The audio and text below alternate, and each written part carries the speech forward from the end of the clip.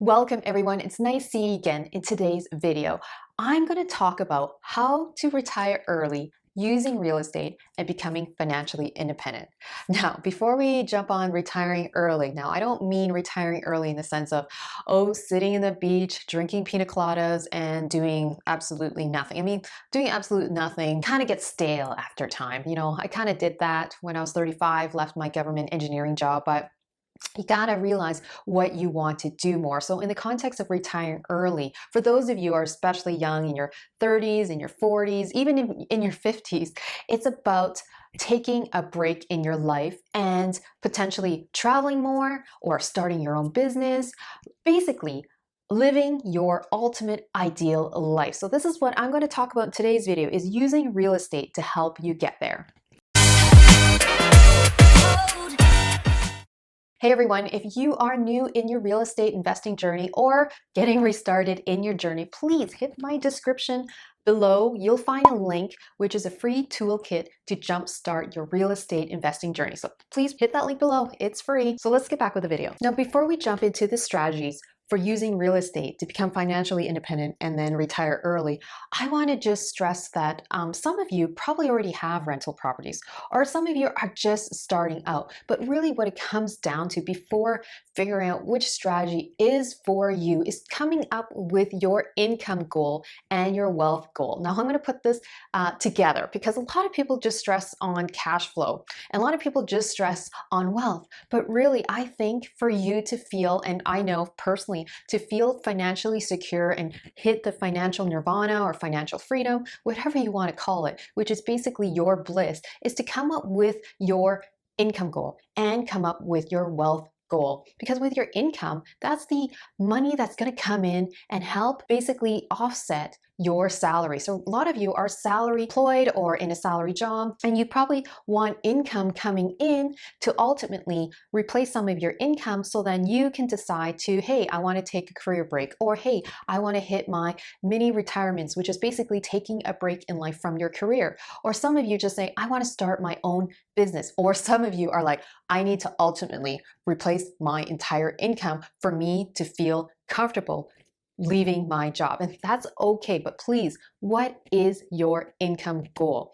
Basically, I would say break it up into two parts. The first part is coming up with an income goal that just pays out your expenses, being your mortgage, your property taxes, maybe and your grocery bills. What is that number? For some of you, it may be super, super little because you might be single, you might not have any kids, and maybe that is a very, very low number. Now, some of you probably have families and you have kids who have education costs. So your number is going to be a little bit higher because you have to pay for your kids and watch out for your kids. And also you have a partner and you have, way more expenses. So anyways, it all boils down to what is your lean, and some people call it the lean income goal, and actually in other terms is lean fire, which is your expenses. How much money do you need to replace your expenses? And that would become like a lean fire, like financially independent, retire early goal. Now, some of you are like, no way, Jose, am I going to leave my job until I get way more money than just paying out my expenses? I totally get it. For me personally, I actually was able to feel financially secure and to pivot in life when I was 35. And essentially, it was a bit more than my lean fire goal. And what it comes down to is what makes you comfortable leaving your job. So again, come up with your income goal. It could be just covering your expenses, or so for some of you, you probably have expenses plus a bit of discretionary, like you want to go on vacation, you don't want to be in the scarcity mindset, you want some income to enjoy and travel in life and cover your kids' schooling costs. I get it, but it still comes down to what is that income goal?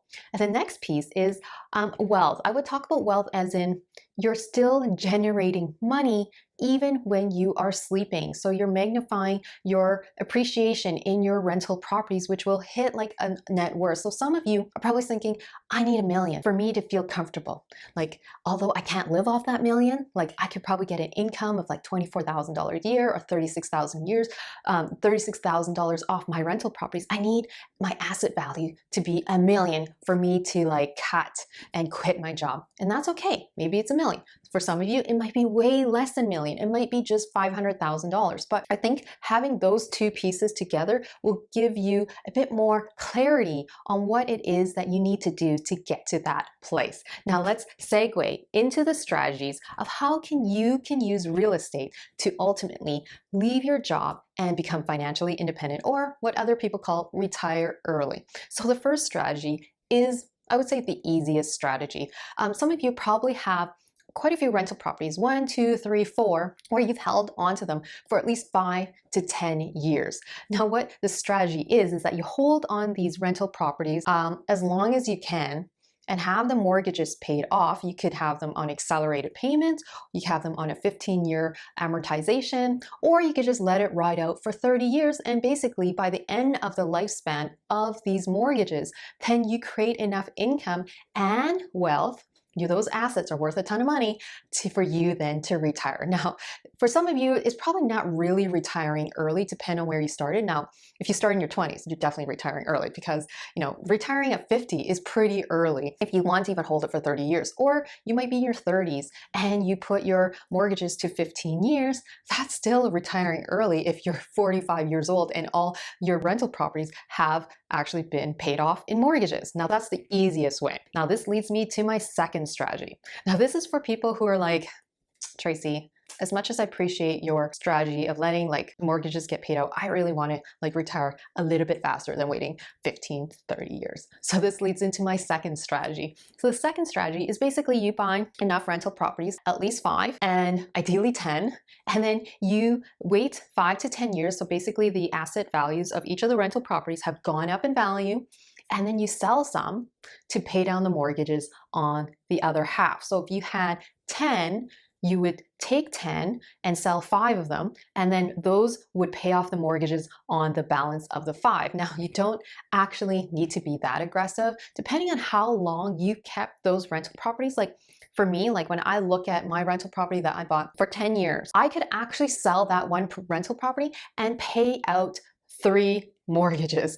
But does that mean I want to do that? Well, I'm not in that place where I want to actually kill my assets and say, I'm done. And for me, I don't want to do that. But for you, you might be in the space where, hey, I need to leave my job. So what you do is you take a couple rental properties, or 3, 4, 5, sell them, and then pay out the balance of those mortgages. Now, maybe you're in Toronto, or maybe you're in Vancouver, maybe you're even in Ottawa. You won't need 10 to buy and then sell 5 and then pay out the balance of the 5, because some of those properties have gone up tremendously in value that you probably may only need to sell 1 or 2 then to pay out the mortgages and the rest of the property. So that is my second strategy, which is really essentially buying enough to then sell a few to pay out the balance of the mortgages. And then ultimately you can have, say, if you only had 3 properties where it has no mortgages and you're collecting on average $2,000 in rent for each of those rental properties, taking 50% of them as expenses, you got $3,000.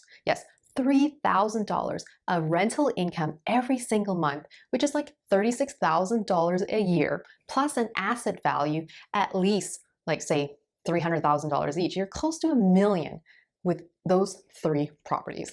Now I get it. For some of you, you're probably thinking, I don't have that much time to wait. How do I do this quicker? Okay, that leads into my next strategy, which I've also done.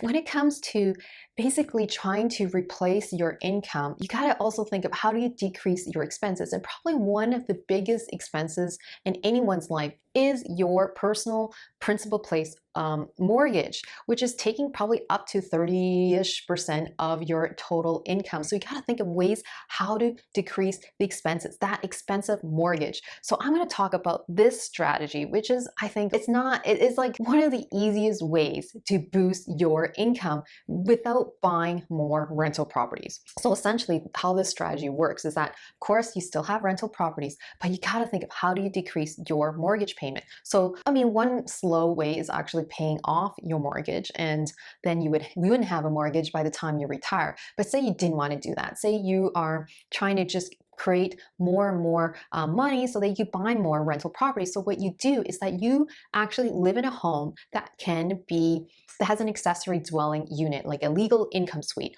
or you have a room that you can Airbnb. Why I say this is because then you can use that income to start paying down your mortgage more aggressively without actually using additional cash from your salary. You're trying to reduce the expenses on your mortgage payment. So the best strategy to actually decrease your own mortgage payments is house hacking. So find a house that you can move into, or think of what you can do with your house. Say maybe you have a basement suite that can be converted into an income suite. Maybe you have 6 bedrooms in your house and you don't need all 6 bedrooms. Think of what you can do to use one of those rooms to become an Airbnb model so that you can gain more cash and help accelerate your mortgage payments so that you can ultimately accelerate your path to financial independence. Some of you are probably thinking, Okay, Tracy, thanks for those strategies. That was super helpful, but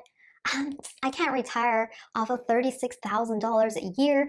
I've got way more expenses and I want to live a life that allows me to travel, to buy things like a nice boat one day. okay, so I totally get it. You know, we don't want to live a life like some of those really extremely frugal people out there, because you know, we want to enjoy life. We want to be able to travel and spend money and, you know, live life to your fullest. So think of how you can do that. Well, I'm going to give you a strategy right now. So one way is that you have a bunch of rental properties and you want to, you know, maybe some of them has a lot of equity. So you could sell a few, pay down the mortgages on the other, and then you might have one or two that has appreciated a ton in value. So what you could do is refinance one of those mortgages, one of those properties, so that you get the equity out, like a cash out refinance, so that you have a big lump sum of money to do pretty much whatever you want.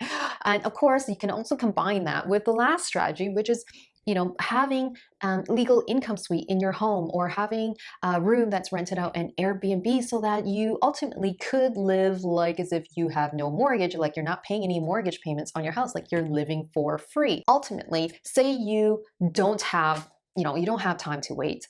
And even when you pay out those mortgages, say the 2 pays out the next 2, and you still have a bit of a mortgage balance on the 2 where most of the mortgages have been paid out, but it's just still has mortgages, then what you could do is then you can increase the amortization on those properties. Because essentially you got to think of what ways can you do to ultimately boost the cash flow from those rental properties. So you can increase the amortization. So you might be, maybe you're 10 years into it and paying down the mortgage out of a balance of 30 years. Well, you can do is actually increase the amortization back up to 30 years. Now, of course, the big con to that is you'll take a lot longer to pay out the mortgages, but you know what? If you want to really retire that fast, then you can just increase the amortization, boost the cash flow, and then have more income coming to you. So, oh, I did forget the last strategy, which is obviously the easiest strategy. Say you decide, hey, real estate's not for me,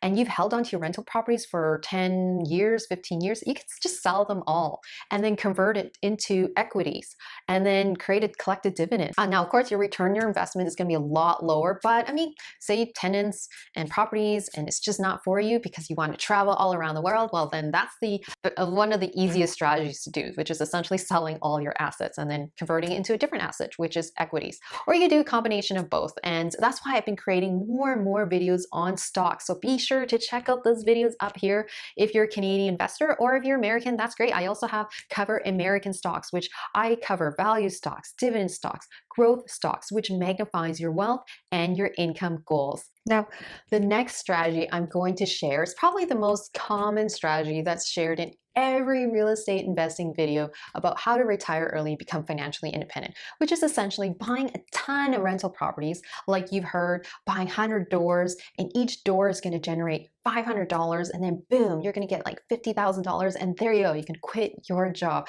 Now, thing about doing that strategy is that you are ultimately creating yourself another job. I have not met someone who's acquired that many rental properties who hasn't like kind of complained about having that many rental properties, because essentially you're trading in for another job. You become a part-time property manager, you become a part-time handy person. Maybe you might outsource that, but you still have a lot of potential stress in your life because you have so many tenants, 100 tenants ultimately, and each one of those units are going to have some problems in it, so you're going to like get a lot of expenses.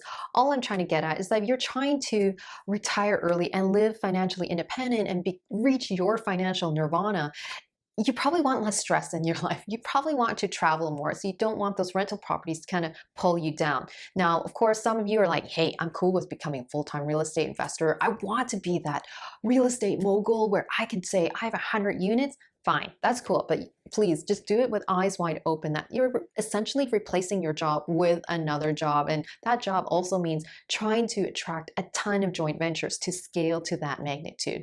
Now, I'm personally more of a simple person. I want to keep my life very, very, very simple. So I say that if you want to, ultimately increase your income, if you want, and you want to use this purely with real estate, just think of other strategies where you can look at your rental properties and say, how do I boost the cash flow?